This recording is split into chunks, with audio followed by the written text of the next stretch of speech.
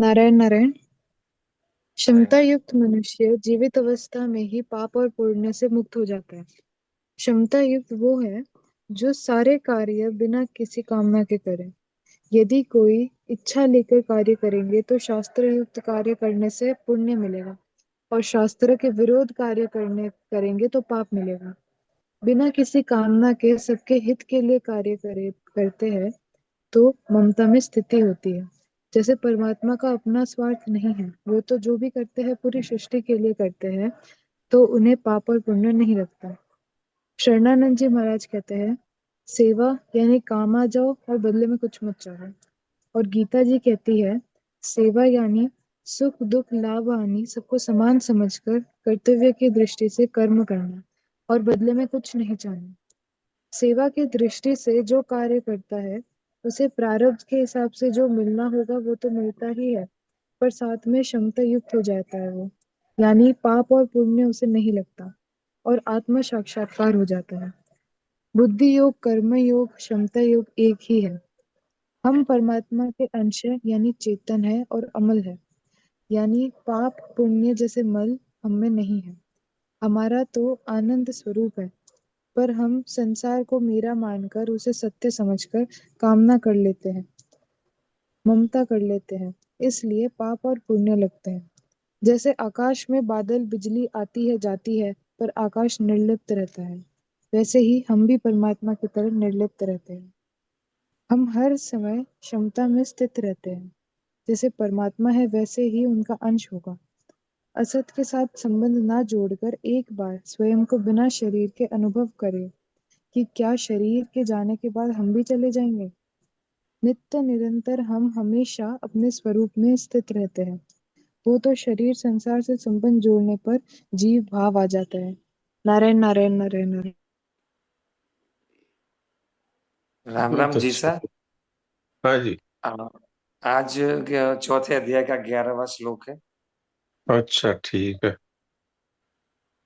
मैं 2 बार पढ़ता हूँ चौथे अध्याय का 11वां श्लोक, तो फिर उसके बाद में 2 जने उसको दोहराएंगे।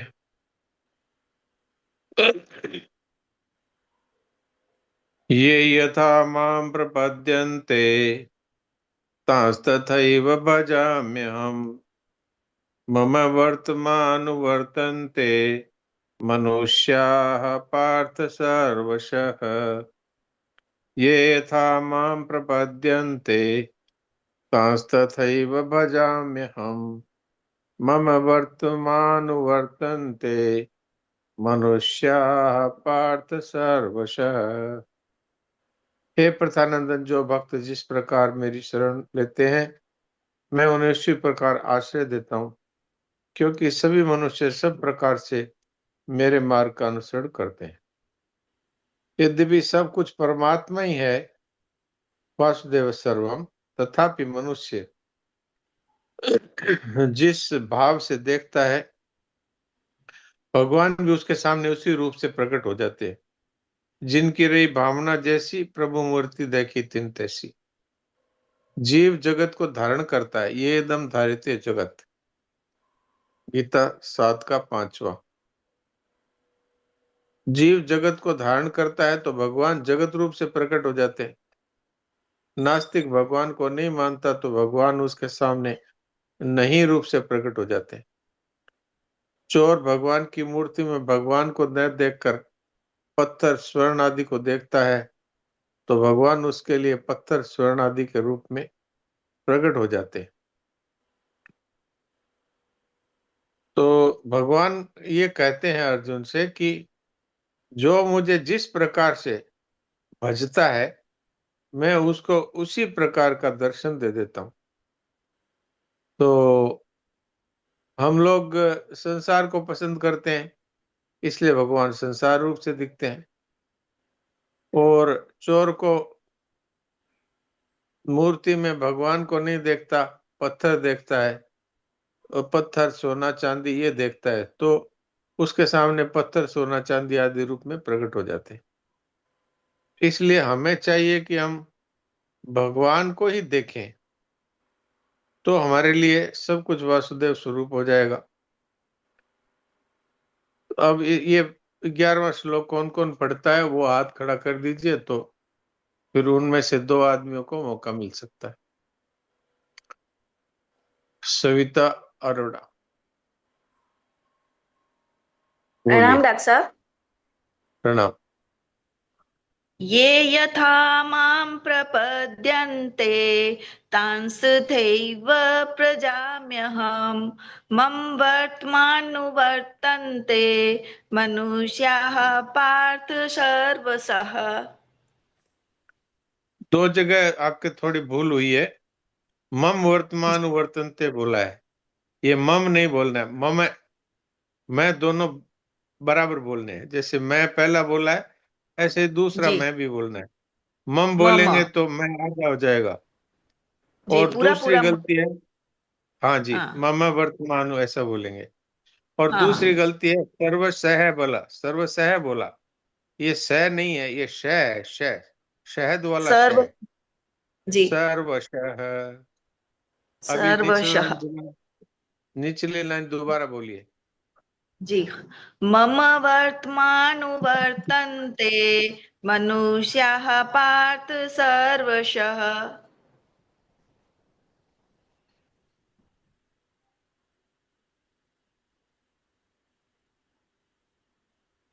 जी डॉक्टर साहब।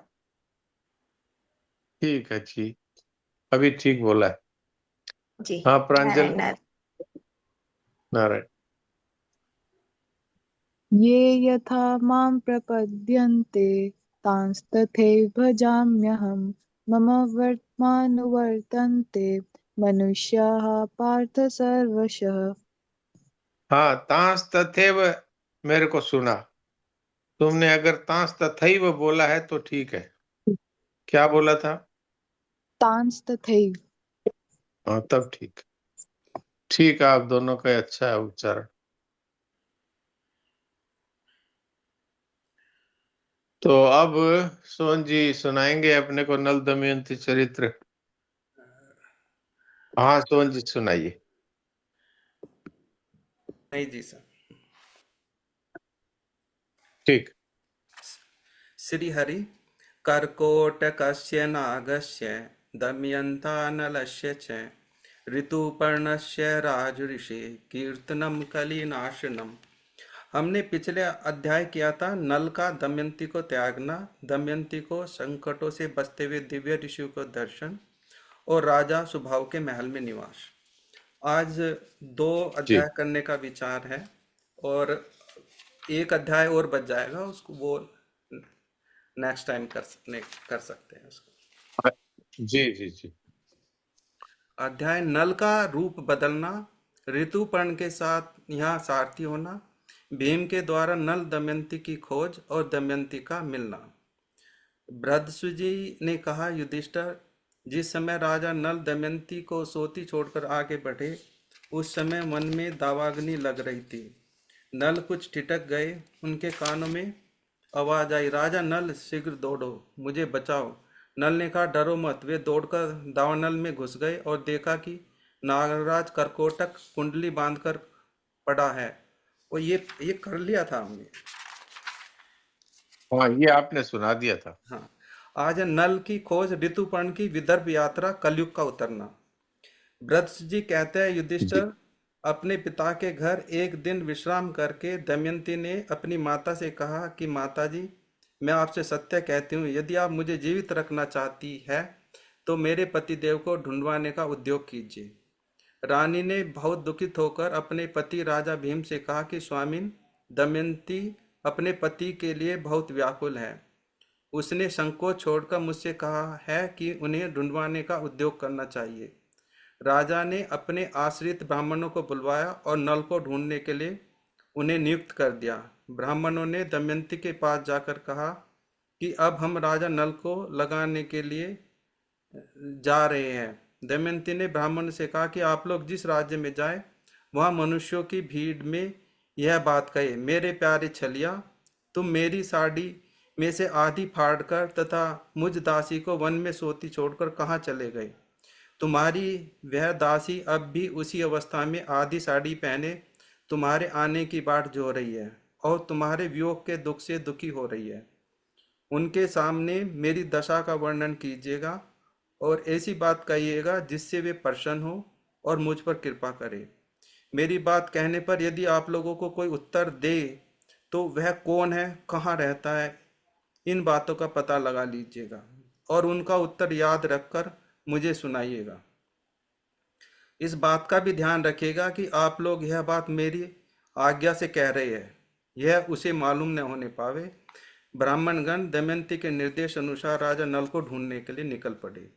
बहुत दिनों तक खोजने के बाद प्रहलाद नामक ब्राह्मण ने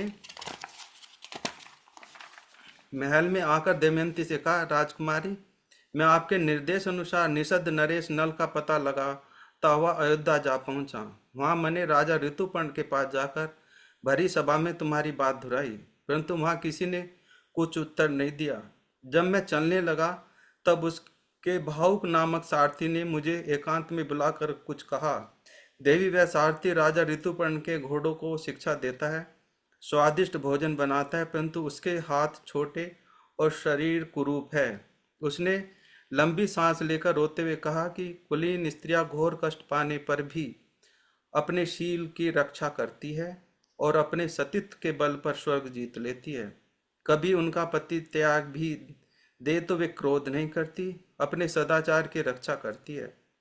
त्यागने वाला पुरुष विपत्ति में पड़ने के कारण दुखी और अचेत हो रहा था, इसलिए उस पर क्रोध करना उचित नहीं। यह माना कि पति ने अपनी पत्नी का योग्य सत्कार नहीं किया, परंतु वह उस समय राजा लक्ष्मी से च्युत, क्षुधातुर, दुखी और दुर्दशाग्रस्त था। ऐसी अवस्था में उस पर क्रोध करना उचित नहीं है। जब वह अपनी प्राण रक्षा के लिए जीविका चाह रहा था तब पक्षी उसके वस्त्र लेकर उड़ गए। उसके हृदय की पीड़ा असह्य थी। राजकुमारी, भावुक की यह बात सुनकर मैं तुम्हें सुनाने के लिए आया हूँ। तुम जैसा उचित समझो करो, चाहो तो महाराज से भी कह दो। ब्राह्मण की बात सुनकर दमयंती की आंखों में आंसू भर आए। उसने अपनी माँ से एकांत में कहा, माता जी, आप यह बात पिताजी से न कहे। मैं सुदेव ब्राह्मण को इस काम में नियुक्त करती हूँ। जैसे सुदेव ने मुझे शुभ मुहूर्त में यहाँ पहुँचाया था, वैसे ही यह शुभ शकुन देखकर अयोध्या जाए और मेरे पतिदेव को लाने की युक्ति करे। इसके बाद दमयंती ने प्रहलाद का सत्कार करके उसे विदा किया और सुदेव को बुलाया। दमयंती ने सुदेव से कहा, ब्राह्मण देवता, आप शीघ्र से शीघ्र अयोध्या नगरी में जाकर राजा ऋतुपर्ण से यह बात कहिए कि भीम पुत्री दमयंती फिर से स्वयंवर में स्वेच्छा अनुसार पति वरण करना चाहती है। बड़े बड़े राजा और राजकुमार जहाँ रहे या स्वयंवर की तिथि कल ही है, इसलिए यदि आप पहुँच सके तो वहाँ जाइए। नल के जीने अथवा मरने का किसी को पता नहीं है, इसलिए वह कल सूर्योदय के समय दूसरा पति वरण करेगी। दमयंती की बात सुनकर सुदेव अयोध्या गए और उन्होंने राजा ऋतुपर्ण से यह बात कह दी। राजा ऋतुपर्ण ने सुदेव ब्राह्मण की बात सुनकर भावुक को बुलाया और मधुर वाणी से समझाकर कहा कि भावुक, कल दमयंती का स्वयंवर है। मैं एक ही दिन में विदर्भ देश में पहुंचना चाहता हूं, परंतु यदि तुम इतना जल्दी वहां पहुंच जाना संभव समझो तभी मैं वहां जाऊंगा। ऋतुपर्ण की बात सुनकर नल का कलेजा फटने लगा। उन्होंने अपने मन में सोचा कि दमयंती ने दुख से अचेत होकर ही ऐसा कहा होगा। संभव है वह ऐसा करना चाहती हो, परंतु नहीं, उसने मेरी प्राप्ति के लिए ही यह युक्ति की होगी। वह पतिव्रता, तपस्विनी और दीन है। मैंने दुर्बुद्धिवश उसे त्याग कर बड़ी क्रूरता की।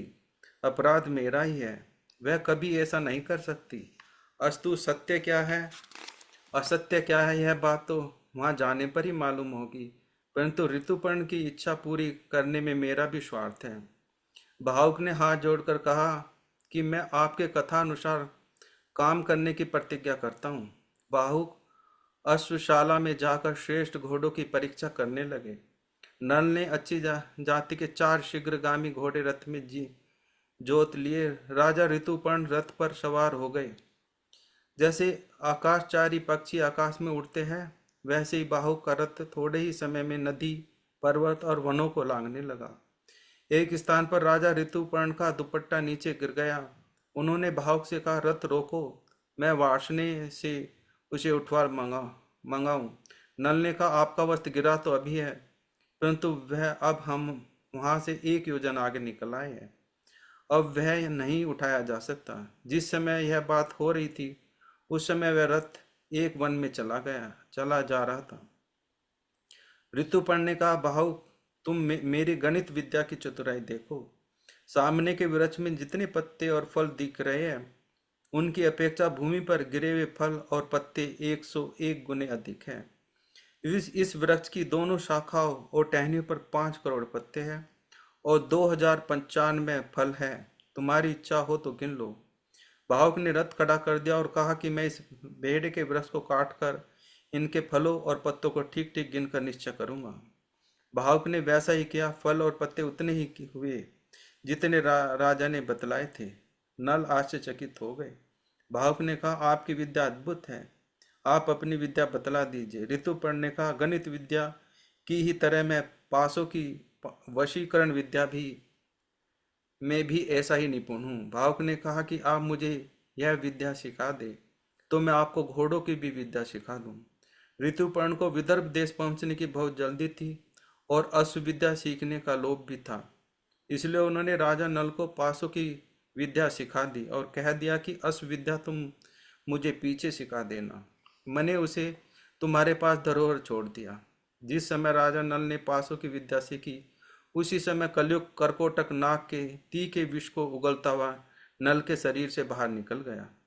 कलयुग के बाहर निकलने पर नल को बड़ा क्रोध आया और उन्होंने शाप देना चाहा। कलयुग दोनों हाथ जोड़कर भय से कांपता हुआ कहने लगा, आप क्रोध शांत कीजिए, मैं आपको यशस्वी बनाऊंगा। आपने जिस समय दमयंती का त्याग किया था उसी समय उसने मुझे शाप दे दिया था। मैं बड़े दुख के साथ करकोटक नाग के विष से जलता हुआ आपके शरीर में रहता था। मैं आपकी शरण में हूँ, मेरी प्रार्थना सुने और मुझे शाप न दे। जो आपके पवित्र चरित्र का गान करेंगे उन्हें मेरा भय नहीं होगा। राजा नल ने क्रोध शांत किया। कलयुग भयभीत होकर बहेड़े के पेड़ में घुस गया। यह संवाद कलयुग और नल के अतिरिक्त और किसी को मालूम नहीं हुआ। वह वृक्ष ठूट सा हो गया। इस प्रकार कलयुग ने राजा नल का पीछा छोड़ दिया, परंतु अभी उनका रूप नहीं बदला था। उन्होंने अपने रथ को जोर से हाँका और सायकाल होते न होते वे विदर्भ देश में जा पहुंचे। राजा भीम के पास समाचार भेजा गया। उन्होंने ऋतुपर्ण को अपने यहाँ बुला लिया। ऋतुपर्ण के रथ की झंकार से दिशाएं गूंज उठी। कुंडिन नगर में राजा नल के वे घोड़े भी रहते थे जो उनके बच्चों को लेकर आए थे। रथ की घबराहट से उन्होंने राजा नल को पहचान लिया और वे रथ की घरघराहट से उन्होंने राजा नल को पहचान लिया और वे पूर्ववत प्रसन्न हो गए। दमयंती को भी वह आवाज वैसी जान पड़ी। दमयंती कहने लगी कि इस रथ की घरघराहट मेरे चित्त में उल्लास पैदा करती है। अवश्य ही इसको हाँकने वाले मेरे पतिदेव है। यदि आज वे मेरे पास नहीं आएंगे तो मैं धधकती आग में कूद पड़ूंगी।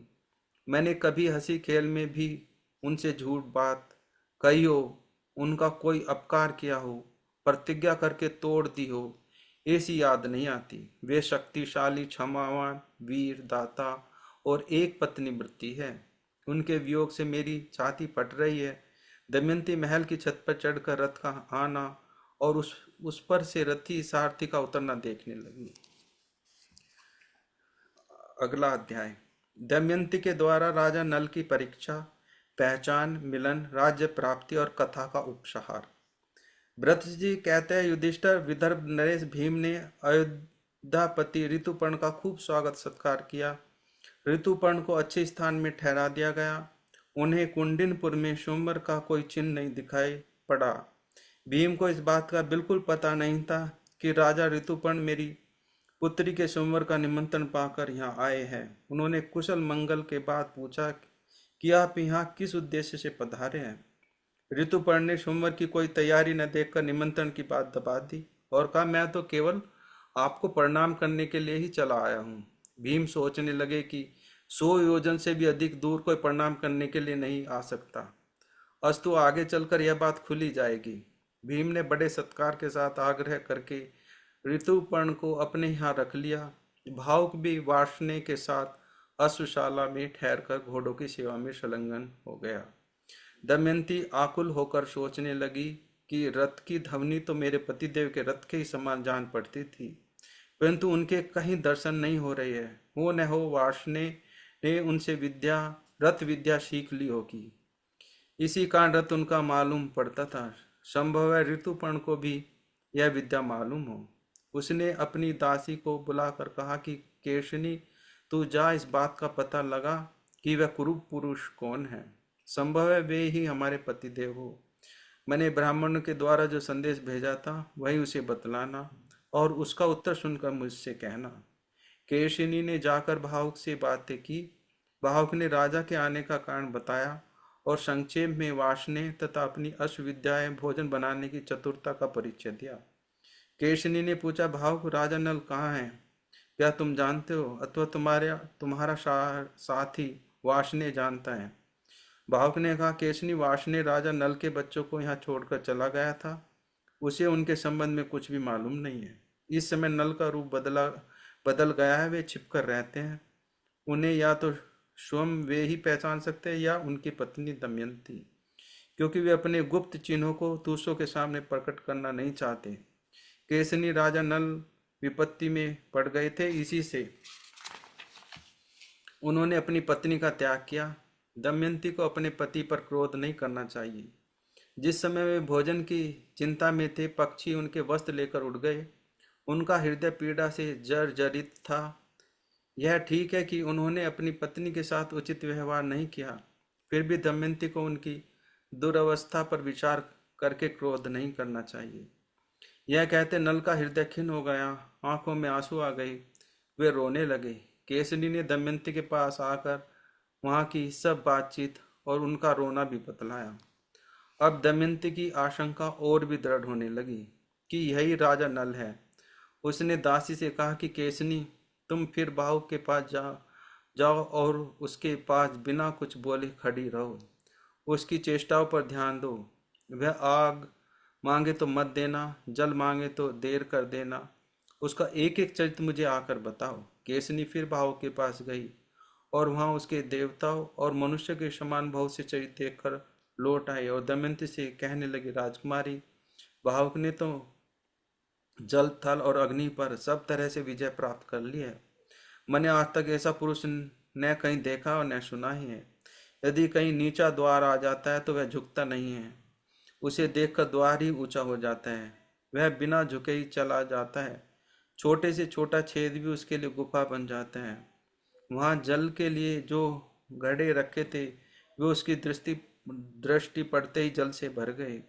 उसने फूस का पूला लेकर सूर्य की ओर किया और वह जलने लगा। इसके अतिरिक्त वह अग्नि का स्पर्श करके भी जलता नहीं है। पानी उसके इच्छा अनुसार बहता है। वह जब अपने हाथ से फूलों को मसलने लगता है तब वे कुमलाते नहीं और प्रफुल्लित तथा सुगंधित दिखते हैं। इन अद्भुत लक्षणों को देखकर मैं तो भौचक्की सी रह गई और बड़ी शीघ्रता से तुम्हारे पास चली आई। दमयंती भाव के कर्म और चेष्टाओं को सुनकर निश्चित रूप से जान गई कि ये अवश्य ही मेरे पतिदेव हैं। उसने केसनी के साथ अपने दोनों बच्चों को नल के पास भेज दिया। भाव इंद्रसेना और इंद्रसेन को पहचान कर उनके पास आ गया और दोनों बालकों को छाती से लगाकर गोद में बैठा लिया। भावुक अपनी संतानों से मिलकर घबरा गया और रोने लगा। उसके मुख पर पिता के समान स्नेह के भाव प्रकट होने लगे। तदनंतर भावुक ने दोनों बच्चे केशनी को दे दिए और कहा, ये बच्चे मेरे दोनों बच्चों के समान ही हैं, इसे मैं इन्हें देखकर रो पड़ा। केशनी, तुम बार बार मेरे पास आती हो, लोग न जाने क्या सोचने लगेंगे, इसलिए यहाँ मेरे पास बार बार आना उत्तम नहीं है। तुम जाओ। केशनी ने दमयंती के पास आकर वहाँ की सारी बातें कह दी। अब दमयंती ने केशनी को अपनी माता के पास भेजा और कहलाया कि माता जी, मैंने राजा नल समझकर बार बार भाव की परीक्षा करवाई है और मुझे केवल उसके रूप के संबंध में ही संदेह रह गया है। अब मैं स्वयं उसकी परीक्षा करना चाहती हूँ, इसलिए आप भाव को मेरे महल में आने की आज्ञा दे दीजिए, अतः उसके पास ही जाने की आज्ञा दे दीजिए। आपकी इच्छा हो तो यह बात पिताजी को बतला दीजिए, अथवा मत बतलाइए। रानी ने अपने पति भीम से अनुमति ली और भाव को रनिवास में बुलवाने की आज्ञा दे दी। भाव बुला लिया गया। दमयंती के देखते ही नल का हृदय एक साथ ही शोक और दुख से भर आया और वे आंसू से नहा गए। भाव की आकुलता देखकर दमयंती भी शोकग्रस्त हो गई। उस समय दमयंती गेरुआ वस्त्र पहने हुए थी, केशों की जटा बंध गई थी, शरीर मलिन था। दमयंती ने कहा, भाव पहले एक धर्मक पुरुष अपनी पत्नी को वन में सोती छोड़कर चला गया था। क्या कहीं तुमने उसे देखा है? उस समय वह स्त्री थकी मांदी थी, नींद से अचेत थी। ऐसी निरपराध स्त्री को पुण्य श्लोक निषद नरेश के सिवा और कौन पुरुष निर्जन वन में छोड़ सकता है? मैंने जीवन भर में जानबूझकर उनका कोई भी अपराध नहीं किया है, फिर भी वे मुझे वन में सोती छोड़कर चले गए। इतना कहते कहते दमयंती के नेत्रों में आंसू की झड़ी लग गई। दमयंती के विशाल सांवले रत्नारे नेत्रों से आंसू टपकते देखकर नल से रहा न गया। वे कहने लगे, प्रिय, मैंने जानबूझकर न तो राज्य का नाश किया है और न ही तुम्हें त्यागा है। यह तो कलयुग की करतूत है। मैं जानता हूँ कि जब से तुम मुझसे बिछड़ी हो तब से रात दिन मेरा ही स्मरण चिंतन करती रहती हो। कलयुग मेरे शरीर में रहकर तुम्हारे श्राप के कारण जलता रहता था। मैंने उद्योग और तपस्या के बल से उस पर विजय पा ली है और अब हमारे दुख का अंत आ गया है। कलयुग अब मुझे छोड़कर चला गया। मैं एकमात्र तुम्हारे लिए ही यहाँ आया हूँ। यह तो बतलाओ कि तुम मेरे जैसे प्रेमी और अनुकूल पति को छोड़कर जिस प्रकार दूसरे पति से विवाह करने के लिए किस प्रकार दूसरे पति से विवाह करने के लिए तैयार हुई हो। क्या कोई दूसरी स्त्री ऐसा कर सकती है? तुम्हारे स्वयंवर का समाचार सुनकर ही तो राजा ऋतुपर्ण बड़ी शीघ्रता के साथ यहाँ आए हैं। दमयंती ने हाथ जोड़कर कहा, आर्यपुत्र, मुझ पर दोष लगाना उचित नहीं है। आप जानते कि मैंने अपने सामने प्रकट देवता को छोड़कर आपको वर्ण किया है। मैंने आपको ढूंढने के लिए बहुत से ब्राह्मणों को भेजा था और वे मेरी कहीं बात दोहराते हुए चारों ओर घूम रहे थे। परनाद नामक ब्राह्मण अयोध्यापुरी में आपके पास भी पहुंचा था। उसने आपको मेरी बातें सुनाई थी और आपने उनका यथोचित उत्तर भी दिया था। वह समाचार सुनकर मैंने आपको बुलवाने के लिए ही यह युक्ति की थी। मैं जानती हूँ कि आपके अतिरिक्त दूसरा कोई मनुष्य नहीं है जो एक दिन में घोड़ों के रथ से 100 योजन पहुंच जाए। मैं आपके चरणों में स्पर्श करके शपथ पूर्वक सत्य सत्य कहती हूँ कि मैंने कभी मन से भी पर पुरुष का चिंतन नहीं किया है। यदि मैंने कभी मन से भी पाप कर्म किया हो तो निरंतर भूमि पर विचरने वाले वायुदेव भगवान सूर्य और मन के देवता चंद्रमा मेरे प्राणों का नाश कर दे। ये तीनों देवता सकल भूमंडल में विचरते हैं। वे सच्ची बात बतला दे और यदि मैं पापनी हूँ तो मुझे त्याग दे। उसी समय वायु ने अंतरिक्ष में स्थित होकर कहा, राजन, मैं सत्य कहता हूँ कि दमयंती ने कोई पाप नहीं किया है। इसने 3 वर्ष तक अपने उज्जवल शील व्रत की रक्षा की है। हम लोग इसके रक्षक रूप में रहे हैं और इसकी पतिव्रता के साक्षी है। इसने स्वयंवर की सूचना तो तुम्हें ढूंढने के लिए ही दी थी। वास्तव में दमयंती तुम्हारे योग्य है और तुम दमयंती के योग्य हो। कोई शंका न करो और इसे स्वीकार करो। जिस समय पवन देवता यह बात कह रहे थे उस समय आकाश में पुष्पों की वर्षा होने लगी, देवताओं की दुदुम्बियां बजने लगी, शीतल मंद सुगंध वायु चलने लगी। ऐसी अद्भुत दृश्य देखकर राजा नल ने अपना संदेह छोड़ दिया और नागराज कर को टक्का दिया हुआ वस्त्र ओढ़कर उसका स्मरण किया। उनका शरीर तुरंत पूर्ववत हो गया। दमयंती राजा नल को पहले रूप में देखकर उनसे लिपट गई और रोने लगी।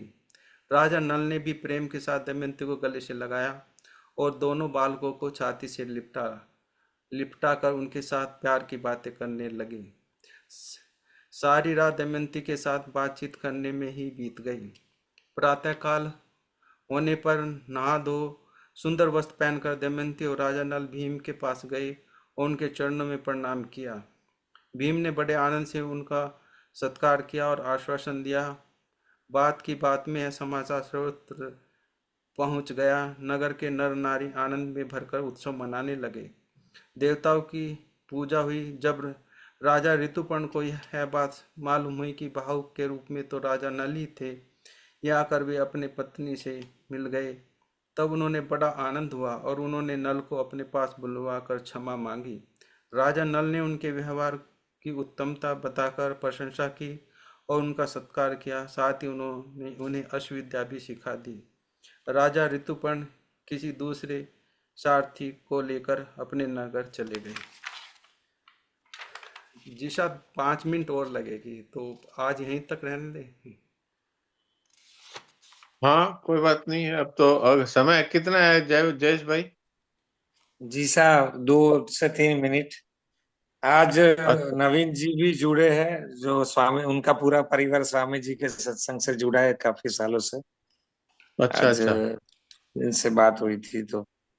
हाँ तो नवीन जी कहिए, कुछ बात बता दे 2 मिनट में, 1 मिनट 2 मिनट में। और ये सोन जी चलिए से अगले बार सुन लेंगे बचा हुआ। ठीक है।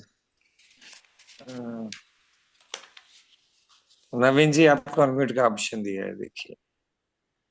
नवीन जी के दर्शन भी करा दीजिए। आपका वीडियो भी ऑन कर दे।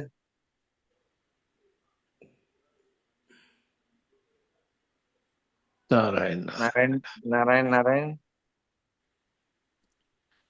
अनम्यूट का भी ऑप्शन दिया है आपको। हाँ जी, राम राम राम राम। ठीक है, आप अपना माइक खोल सकते हैं। एक 1 मिनट 2 मिनट है, आप अपना माइक खोल लीजिए नवीन जी। इनको अनम्यूट का ऑप्शन दे दीजिए।